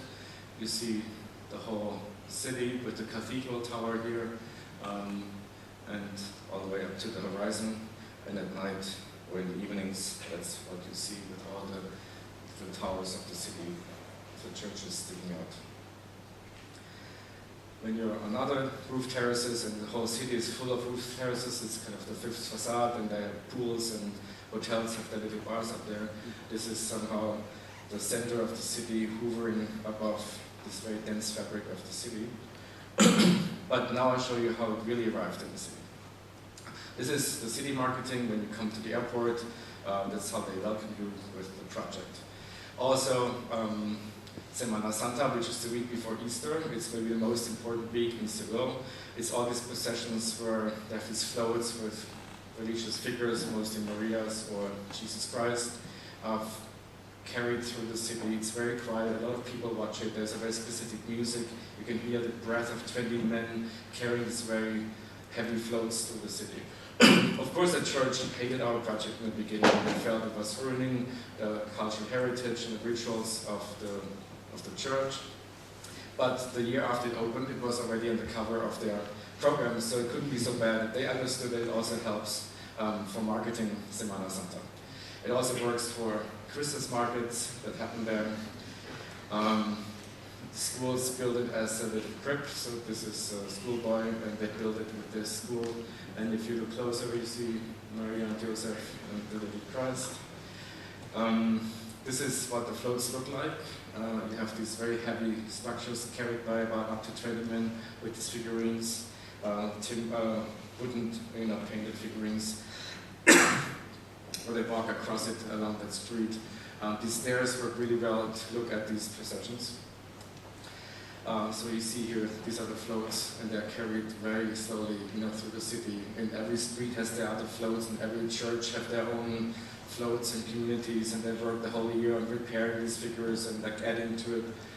So this is how the week before Easter looks like. Of course, the plaza can be used for flamenco festivals, for public demonstrations, and when Podemos was founded, this is where Podemos was founded. Of course, now you also have demonstrations against right-wing parties like Vox, or different forms of public protest. This was when it opened in 2011, when Podemos was founded. That's the founding moment of Podemos underneath Sevilla Metropol Parasol, Los Zetas. They even used it as their logo. This was hope about future, about change, about difference in cultural and communal life, and discussions about how to move forward. You could sit there and discuss. Every foot of the parasol became a different program in the protest. One was the communal kitchen, one was the Wi-Fi zone, one was signing up for workshops and so forth. And you were even allowed to sleep during the time on the plaza. This is how a normal summer night could look like. It's very busy and happening. It also works online, or let's say in different media. So if you go online and look at certain videos, it works for cheesy Latino pop music videos. It works also for hip hop. It works for other Latino pop. This is the elevator cabin or up on the roof. It works also for Bollywood movies. It works for Beatrice Eglis, like Swiss cheesy pop songs. It works on all kinds of media level. It didn't work for Miss Spain. She wanted to become Miss Universe. She took pictures of her up on the parasol, but she didn't become Miss Universe. This year, beige supposedly is the color of the season, of summer. Carver's Pressa shot their new fashion campaign up on the parasol. And I have another obsession besides the patterns, which is all about beige. For about the last 15 years, I'm also researching beige and working on beige. So this, of course, was a very happy moment for me this year. New Balance was inspired with their soul, supposedly. I don't see the connection, but they saw it. It works for public viewing. Eurogames, this was 2012 or 14, I forgot. It works for advertising, so Mercedes-Benz liked it to promote their car a couple of years ago, but they rebuilt it, as you can see, and this is a different floors than ours, but I wouldn't know if they would have come up with this without our project in Seville. But BMW was there to take pictures, also Jeep was there to take pictures. Volkswagen replaced our project onto like a highway and somewhere in the countryside. And this became expensive for them. This one, as we know, last year, also showing their new car with the parasol. Also, social media, of course. I was happy to have Metabol Parasol as a background, but also it works for dating. Tinder on the left, Grindr on the right, and for tourism, of course, it's also very welcoming motif. It was on the cover of Lonely Planet, and it became the best place to travel to in 2018, #1 travel destination for Lonely Planet. And this, of course, also creates a different form of problem, and we all know how tourism now starts to really affect cities in a different way. Even in Seville, they start to demonstrate against tourism, which brings a whole issue of Airbnb culture, therefore rent going up and so forth. So it's not just a happy, let's say, consequence. It's also a consequence that we have to think of carefully and see how cities have to deal with their attraction, but at the same time also deal with the side effects of this attraction. It works for sports, so this is a Red Bull event kind of going through Europe, and this is what happens there. It works for Christopher Street Day parade, but also for cartoon festivals. It ends up on fashion magazines, of course, souvenirs on all levels, from t-shirts to little memory plaques to calendars, street art, or street painters. Also some other side effects, like an Indian sports TV show. This is friends who sent me similar projects, and I like that because it also shows that somehow the grid was supposed to be an endless north-south, east-west, grid that happens to be materialized within that invisible skin of the parasol. But this was also constantly like massaged by being lower, being higher, need more space, go lower for landmark issues, less material here for weight and so forth. So it's basically an endless grid that then shows up in different places, like for example in an Indian TV show that you have here, or a lounge or a lobby in an airport. It's somehow a design strategy that works also at different levels, and it shows up maybe caught that moment where it was not just our invention, but it was something out there on all scales. Competition entries that people sent to me that I found online, or even like furniture designs, of course. But this is the smallest one, the smallest reference that I found, and I always wanted to end my lecture with a cat video, and now finally I can do that. Cat's Best, a product developed by a company near Stuttgart, southern Germany. they really wanted parasol on their packaging. They did different designs. This was always the one that test customers like best. And I now understand why, and I'll show you the reason.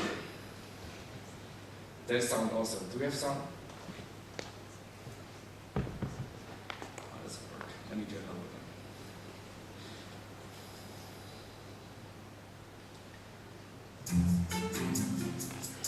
Die Natur hat einen schlauen Weg erfunden, Feuchtigkeit aufzunehmen. Nach diesem Prinzip haben wir Cats Best entwickelt. Die pflanzliche Katzenstreu aus technologisch veredelten Aktivholzfasern, die Feuchtigkeit und Gerüche aufnehmen und einschließen. Und so auf vollkommen natürliche Weise bis zum 7-fachen ihres Volumens binden. Kompakt, ganz leicht zu entfernen. Und so hygienisch, dass die Streu bis zu 7 Wochen im Katzenklo bleiben kann, bevor der nächste Komplettwechsel fällig ist. Eine rundum saubere Sache. Cats Best. The power of nature. So you see, it all works on rethinking scales, technologies, innovation. I think Little Parasol somehow is a very, let's say, thankful project because it adds every day. There's something new I can add to that story. I can add to the project. And I wanted to, is it continuing or not? Well, I can stop here, it doesn't matter.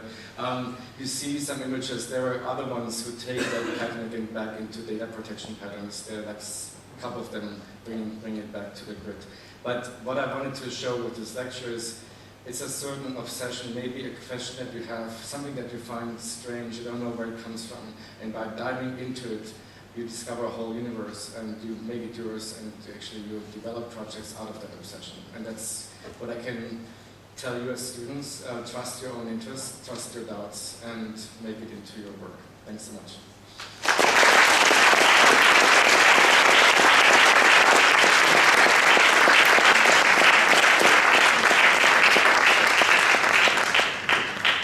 And are there still questions? My voice is slowly disappearing. I was thinking about it. Yeah, you're putting notes on your paper, I saw.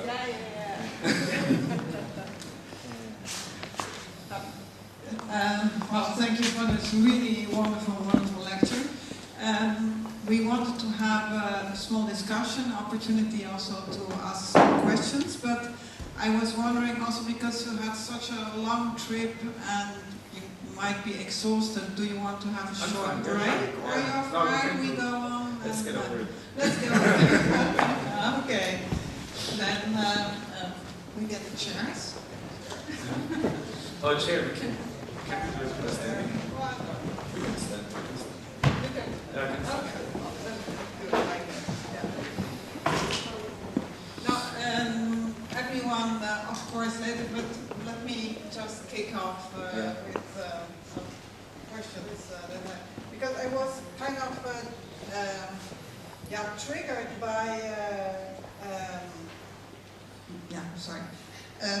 by also this final project. But all the projects you have shown, they are very complex in a certain way to make them. And how do you conceive that within your office? Because I guess that like the Sevilla project, it's also a structural challenge to make it, and it's on all different aspects, but all of your projects are, I guess, really complicated. So how do you organize that within your office? Well, it's of course not just the office, it's a whole network of specialists, engineers, companies that you have to activate to create input into a project. I realized that if we did design projects on a smaller scale, it was the material which was challenging certain rethinking. Like we dealt with temperature sensitive paint, and so I made furniture where when you sit down you leave traces. We worked with glass mosaics. Again, they became seating elements where gluing the glass mosaics onto polyurethane foam, it became soft. So by looking at the hard surface and experiencing something soft was kind of a surprise. With architecture, it's the other way around. Usually it's about creating atmospheres or like a spatial configuration, but then we look into how to build it. And so maybe because we are not ignorant, but intentionally naive about how to build it when we design it, it forces us to be super intelligent afterwards to make it happen. So we kind of, this ignorance in the beginning forces us to be innovative and constantly learn and develop something new by making it into a built project. So we try not to settle if on a solution that we found, but constantly find solutions. Of course, that's expensive. That's also a lot of research that takes time. But I think in the end, it keeps us happy about what we're doing. I was wondering also, like, for example, did you predict the success, the major success of Sevilla, and can you steer that? Well, I believed in it. I imagined always that way. I saw it, as a very lively place, but also knowing it's a different culture. It would not work in Germany, or at least not on that level. The climate is not the same. People are not using public space the same as. Essentially, you'll just go on the street. That's where they hang out. That's where they meet their friends. Germans are different people. Maybe also Dutch people are different. But the climate is changing, so maybe we change our culture. In Holland, it has to be cheap. Also, this was a serious issue. The cost development was a big issue. I think today you couldn't build it anymore. With the construction costs going up, it would not be possible. I imagined that way, but we had to face a lot of arguments because this was also the moment where, let's say, architecture that looked a little bit more off the mainstream was accused of being, the wish of the architect, or the mayor wanted to do something for his own fame or something. But in this case, the project proved everybody wrong who thought about it that way. It was something that the people of Seville really feel they're proud of. It's actually a project that was built and designed for them. It's something that you can't find somewhere else. When you see it, it's their city. It's something where they can go with friends or with visitors who come to visit. They still, it's still a project that surprises you how it looks when you walk around. Of course, it has all the challenges of being, a challenging project. And what also is difficult for us in the beginning, it's not a project where you're in control of everything. There's an own dynamic, there are new bars and restaurants constantly placed somewhere where you don't think there should be a bar. Then there's some ventilation shafts that go up. So it's a project in process. Maybe participatory aspects are part of it. But in the beginning, I felt we should be more in control of it, and now I'm very happy that we are not, because it really becomes a project massaged by its use, by its constant reconfiguration. It's a very everyday project. It's smelly, it looks dirty, it has these beautiful parts, it looks very kind of festive. It's really part of the everyday life of Seville. Yeah. And is it? I can remember that years ago when the Bilbao project of Giri came into being at the museum. You had really the Bilbao effect, that suddenly every city wanted a Giri or a museum like the museum to brand the city.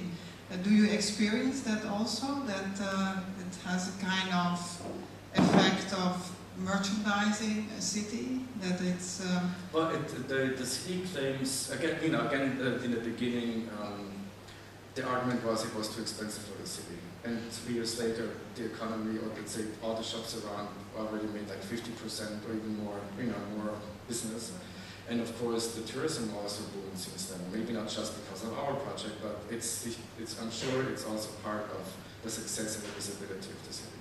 So it has, the Bilbao effect somehow as well.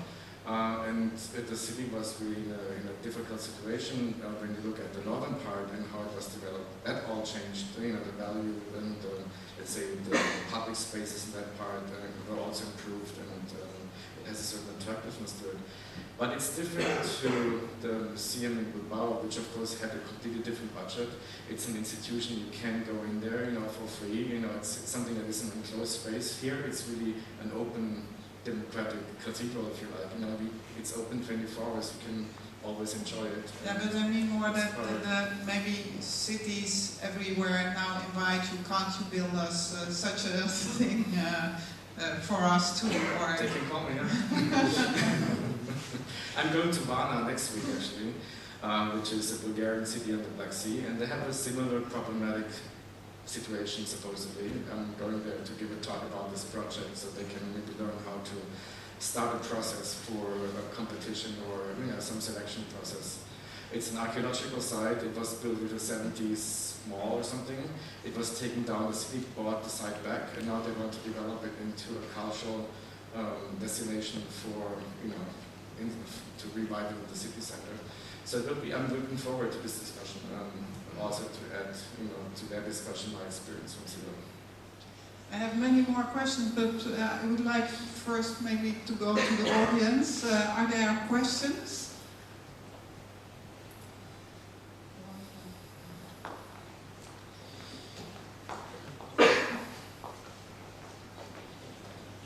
You were talking a lot about Georgia and how you developed the new project there and how much it gave the country in a way. And in the end you talked about Sofia and how much it enriched the country. But I've recently seen a documentary about Georgia and how the buildings you have designed are not really taken care of anymore because the country doesn't have money for it. Which projects did you see? I mean the project of the border passing between Turkey and also the projects of the gas stations. Mm-hmm. And I wonder what's your point of view on these things, whether the architect is still responsible for the buildings after they are finished, and whether the government should take care of them. Well, if you could send me that documentary, I would be very interested. I don't know it. That's interesting. Most of the projects in Georgia were public projects, were private projects, so the rest stops are gas stations who have to run it. So basically it's all about maintenance afterwards. And of course in Georgia we could build a couple of designs that wouldn't be possible according to German building codes, for example. So there was a certain flexibility, but the owner of the border station is the Ministry of Finance because they deal with customs. So in a way it's also of course always in the responsibility of the owner of a building to make it work. Of course, nowadays, maintenance costs are also part of the brief, and you have to be at least conscious about how a building, will be taken care of over time. But this always needs to be balanced by, what is the building messaging beyond its maintenance ability, or what are the availabilities on site. So I don't know the documentary, and the last time I was in Sapi it looked great, but this is already 4 years ago or 5 years ago, so I don't know what the conditions are now. Thank you.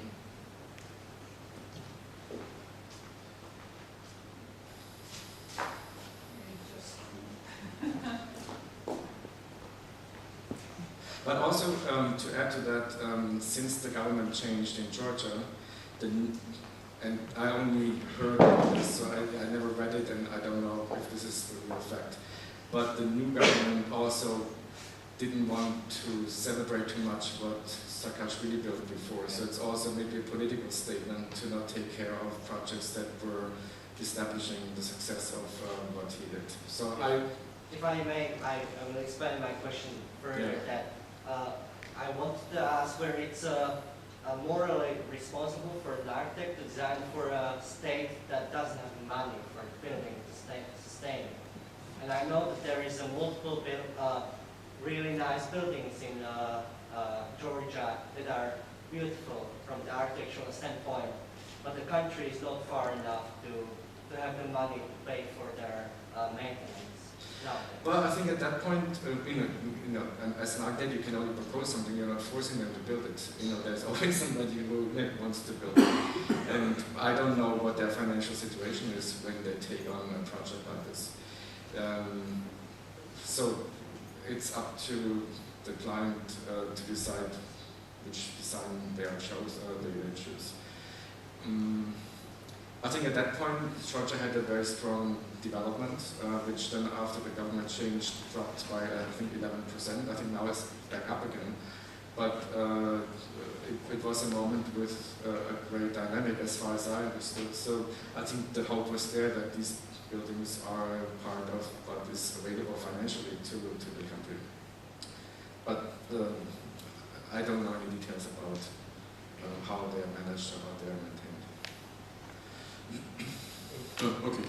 Thank you first for your lecture, which was really beautiful for the conceptual idea, progress and everything.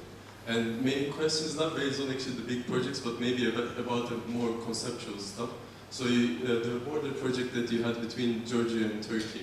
So like, I think the borders all around the world, other than Europe, maybe has an important impact on the architecture because it's kind of like you can have different perspectives. It's either really contextless, nothing is living there, nothing has a contact there, nothing is based on there, or it is mixture, like kind of like a contact point for those different two contexts.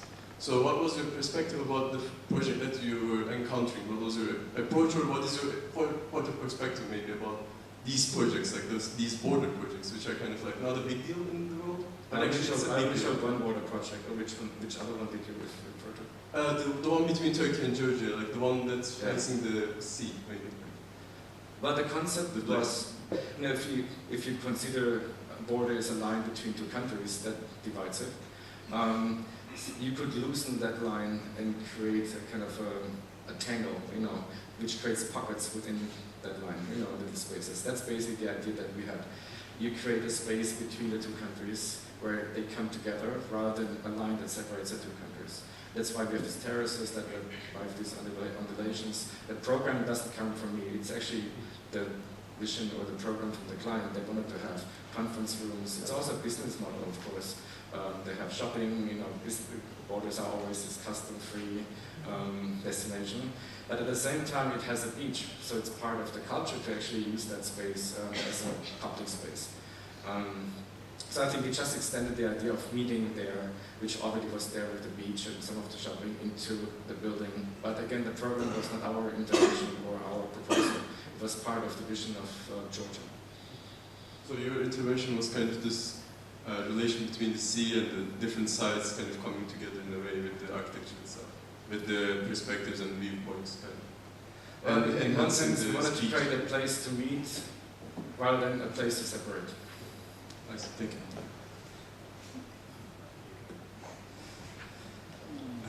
Jurgen, thank you very much for coming here to Eindhoven today. We worked, I think, 1.5 years to actually make this happen, and you're here today, so that's wonderful. Also, thank you very much for your really compelling journey that you kind of took out, that you kind of invited us to.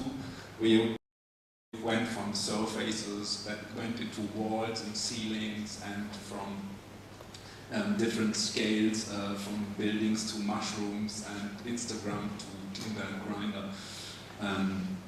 So that's a very kind of very heterogeneous approach to architecture, and I really appreciate it and like it. I think what is very despite this kind of diversity, there's still like a very clear architecture that you produce. It's actually, you could say, it's quite there's a diversity in your projects, but there's still something that's very distinctive, and it's always this kind of curvy element. And I have a lot of respect for it because I know it's very difficult to design curves. And I just wanted to maybe explain a bit how you actually work with these curves, how you do it, how you decide the particular forms that you are creating. So you kind of explained this kind of departure point from this kind of security patterns that are also partially curved, but how do you translate this into a building, into form? Can you just say a bit about your kind of working with curves and how you make them? I think it comes from different angles. First of all, it's a way to, it's your language, it's your hand. I can only speak with my voice, I can only have my own handwriting. So if I design curves, I can only do it as I think it works. So it's basically, I can't do a different handwriting, I only have my own handwriting. And in a way I also try to give it a certain, let's say, clumsiness to it, which is maybe also because my handwriting looks kind of clumsy. It doesn't really look elegant, but there's a certain, let's say, irritation that works against the elegance, which you usually see when you work with splines and algorithmic or, let's say, digital architecture. But the initial understanding of, let's say, the curve comes from a sculpture understanding of the envelope, where you take a continuation from one dimension into another one. So the curve mediates between the horizontal and the vertical, and maybe the horizontal again. So it's not tectonic, but you have one, and then you put a column on it, or a wall, and then the ceiling. But it's this continuation of that surface. At least this was the beginning of these, curvature ideas, to create that skin, that envelope that wraps the space.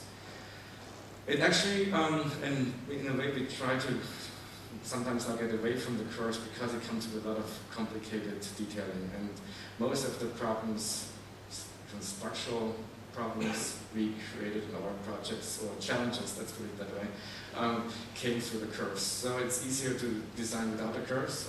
The curves make it actually quite complicated, and it's a very vulnerable part of the building. But on the other hand, I feel it's in some parts necessary to keep that argument and to keep that sculptural quality to it, to understand it more as an object rather than a project, or to understand it more as a sculpture rather than a tectonic composition. Again, it's not always running through, it's a messy process, it's a trial and error, and there are certain tools that we can use, or let's say experiences from other projects that we can take on once we feel stuck, or we need to jump over like a limitation.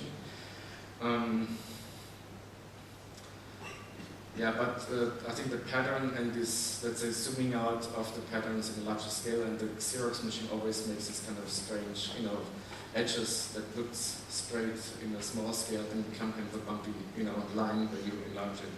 I think that's maybe the discovery, to find an architectural language that is not just straight and rectangular. Does it explain it a little bit? I don't know. Yeah.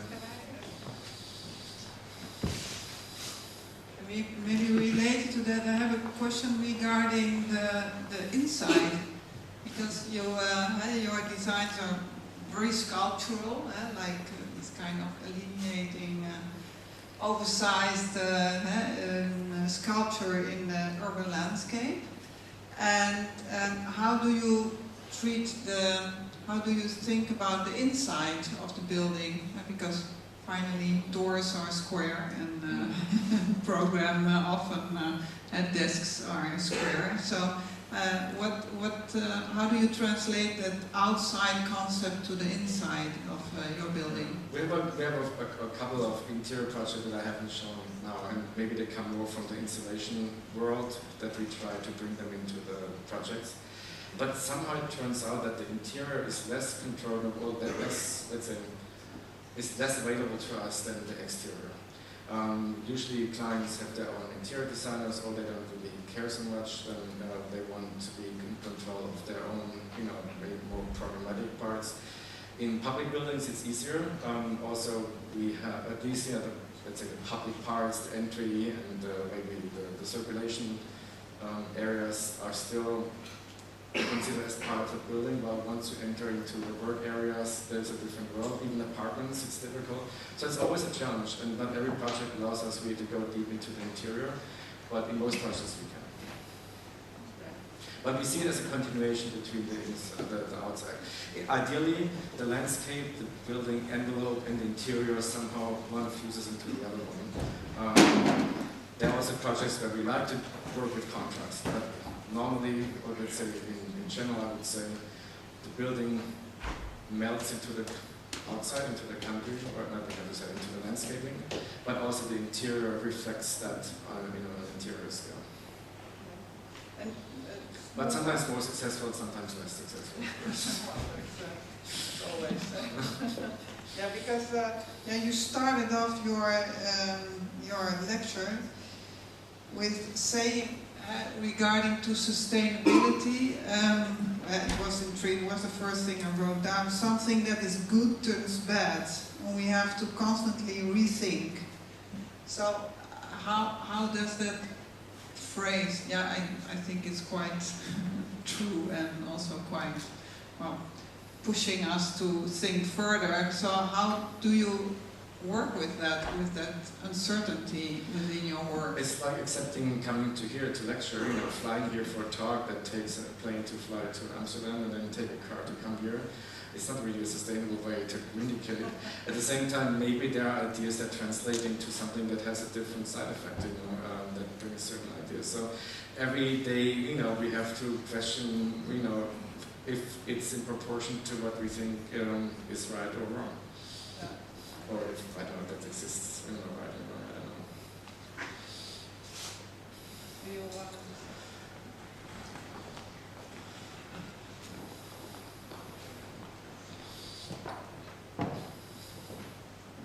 You mentioned algorithmic design, and I see some similarities within it. Can you speak louder? You mentioned algorithms within the design process. Yeah.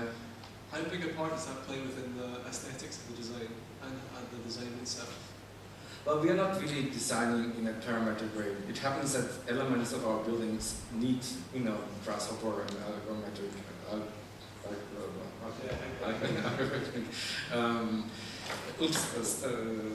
technologies to work on that. For example, the facade on our high-rise in Düsseldorf, we couldn't do without, grasshopper and trying to figure out how that works. This project here was not a parametric project. We designed it in a Maya model, then we cut it and we had to adjust it, but this was before really grasshopper was available. Also, when Arab did all the engineering for it to run through the whole structure, because it's not an efficient structural system. The forces don't go radial into the foot, into the stems. It's an orthogonal grid, so the forces go zigzag into the stems to take down. So it took the computers in 2004 about 3 weeks to calculate the roof.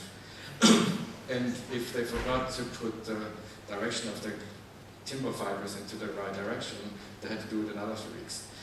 So you can also see how technology in digital equipment has effect on what you can do in architecture. If we would have designed this maybe 5 years earlier, it wouldn't be possible to calculate it. Or everything would be much thicker because you have to deal with more safety in the structural system. So I think the algorithm doesn't help you to design. You have to know what you want, and then you find the right tools for it.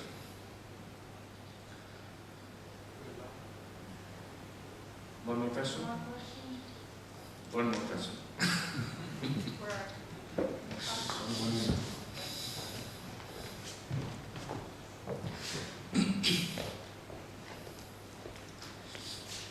So thank you for your lecture.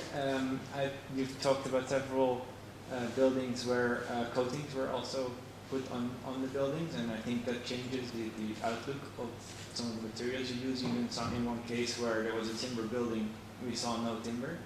So I was wondering what you think about that materiality and how you use those coatings to even change the outlook of your buildings. Materiality in general or timber as a material? Well, actually the coatings, because I've not heard so much about it. The what then? You use several, I think, in one building. The coating? The polyurethane coating? Yeah.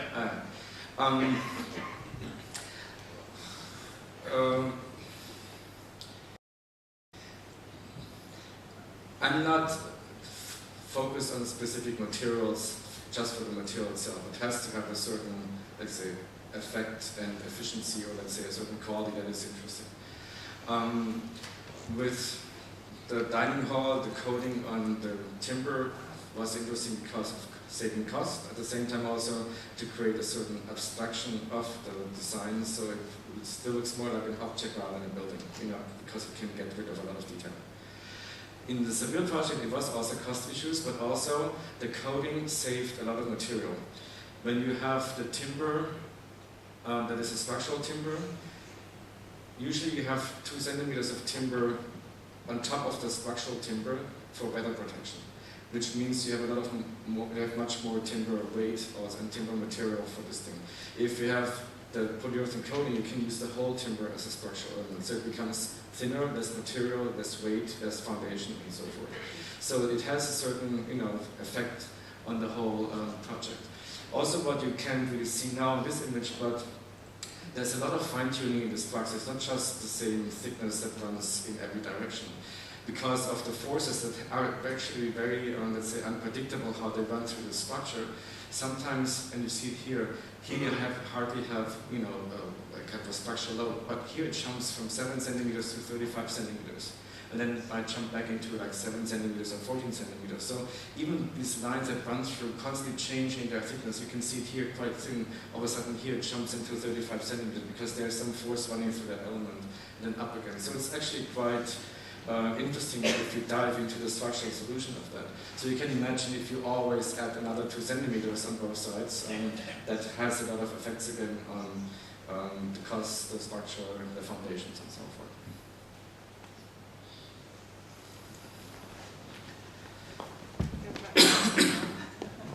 Okay, I think I really want to thank you again for having this long and very unsustainable trip the whole way to Eindhoven. But it was really worth it. It was really worth it. We are very happy. It was also the first step into the internationalization of our Making Architecture lecture series. So I would really like to thank you very much and thank the audience for being here. And